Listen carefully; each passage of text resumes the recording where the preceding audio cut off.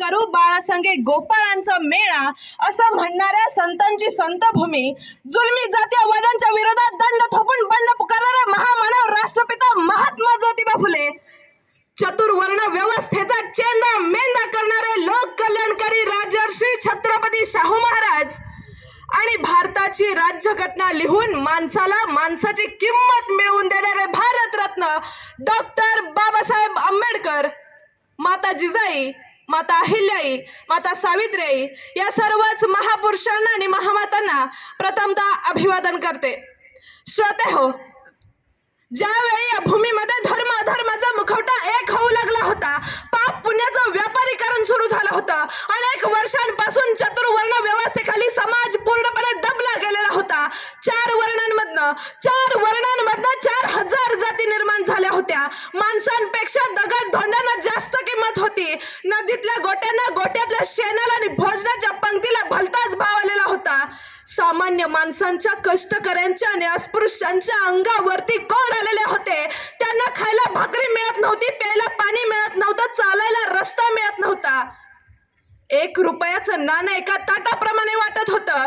आणि या सामान्य माणसांची ही अशी परिस्थिती निर्माण झालेली असताना इथल्या गोरगरिबांच्या व्यथा, वेदना आणि अश्रू यांची सल इथल्या नियतीला लागायला लागते. आणि मग इथल्या गोरगरिबांचा कोंडलेला श्वास मोकळा करण्यासाठी एका महापुरुषाने जन्म घेतला. आणि त्या महापुरुषाने इथल्या व्यवस्थेच्या छाताडावरती पाय ठेवून हजारो वर्षांपासून निर्माण झालेल्या विकारांच्या दऱ्या मुजवत विचारांचं वटवृक्ष निर्माण करण्याचं काम केलं. त्या महापुरुषाचं नाव म्हणजे बुद्धी सम्राट डॉक्टर बाबासाहेब आंबेडकर.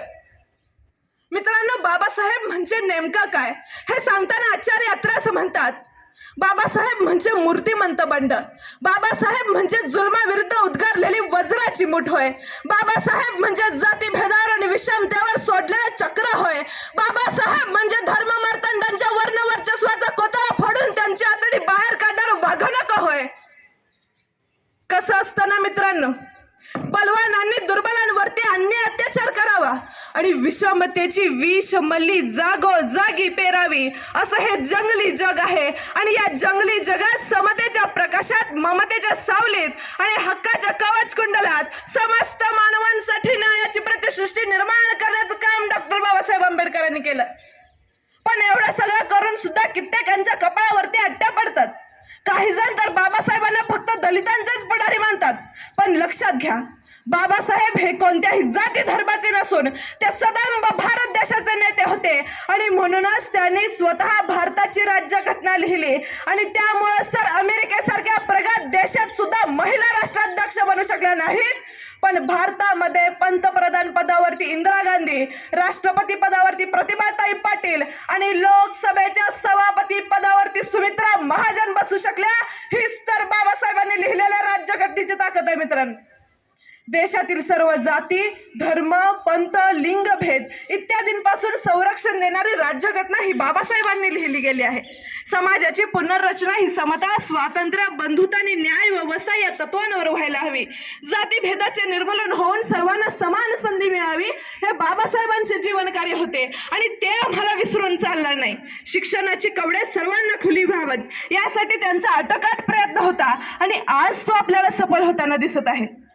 खरं तर बाबासाहेबांनी भारतीय संस्कृती व विचारधारा विचारात घेऊन रात्रंदिवस काम करून एक उत्तम, आदर्श व लवचिक ग्रंथ, त्या स्वतः आजारी असताना देखील 2 वर्ष 11 महिने 17 दिवस सातत्यानं समतोल विचारांची कल्याणकारी संविधान या देशाला अर्पण केले आहे. आणि याच राज्यघटनेमुळे भारतातील राज्य व्यवस्थेला सदृढ, सक्षम, समर्थ बनवून प्रचंड ऊर्जा व शक्ती लाभली आहे. आणि याच संविधानाच्या तत्वावर देशानं उचललेलं अत्यंत महत्त्वाचं पाऊल हे प्रेरक ठरताना दिसत आहे. खरं तर इंग्रजांनी या देशाचा संपूर्ण ताबा घेण्याआधी हा देश राजे, राजवाडे, संस्थानिक आणि नवाब यांच्यामध्ये वाटलेला होता. हजारो वर्षांपासून उच्च निस्तेच्या आणि जातीपातीच्या जोखडात अडकलेला होता. अशा सर्वच आघाड्यावर विखुरलेल्या देशाला स्वातंत्र्य, समता आणि बंधुता या त्रिसूत्रात बांधण्याचं काम संविधानानं केलं. जो वर्ग हजारो वर्षांपासून उच्च निस्तेच्या आणि जातीपातीच्या जोखडात अडकलेला होता, अशा सर्वच धर्मांना, समानतेच्या सूत्रात बांधण्याचं काम संविधानानं केलं.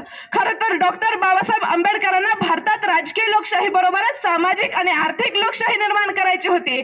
त्यामुळे त्यांनी प्रत्येकाला समान मूल्य, समान प्रतिष्ठा आणि समान संधी या संविधानाच्या माध्यमातून दिले. आणि यावरूनच हे लक्षात येतं की डॉक्टर बाबासाहेब आंबेडकरांनी राज्यघटनेचा केंद्रबिंदू हा माणूस आणि त्याचा सर्वांगीण विकास हाच मानला होता. खरं तर माणसांसाठी निर्माण केलेल्या कारागृहात मी स्वतः राहणार नाही आणि माझ्या गोर गरीब बांधवांना सुद्धा राहू देणार नाही. नवा विचारांचा सुरुंग लावून हा सुरुंग फोडून आम्ही बाहेर पडू, अशी उद्घोषणा त्यावेळी बाबासाहेब आंबेडकरांनी केली.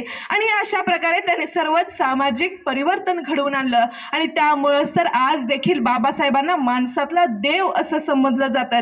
याचं कारण असं आहे की बाबासाहेब हे असे भूमिपुत्र होते ज्यांना मातृभूमीला बसणाऱ्या चटक्यांची जाण होती आणि त्यांच्या ओठांवर देशाच्या प्रगतीची गीता होती. आणि त्यामुळेच प्रत्येक भारतीय तरुणानं बाबासाहेबांच्या विचारांचा वसा आणि वारसा पुढे नेण्याची गरज आहे. त्यामुळे जाता जाता मी तुम्हा सर्वच तरुणांना एक संदेश देऊ इच्छिते. हे हात उत्सुकलेले दगडांच्या वर्षावाला, हे हात उत्सुकलेले दगडांच्या वर्षावाला, रोखा ते लावा देशाच्या प्रगतीला, रोखा ते लावा देशाच्या प्रगतीला. धन्यवाद. इथं बोलण्याची संधी दिल्याबद्दल मी सर्व शिक्षक, शिक्षकेतर कर्मचारी आणि संस्थेचे संस्थापक या सर्वांचेच आभार मानते. धन्यवाद.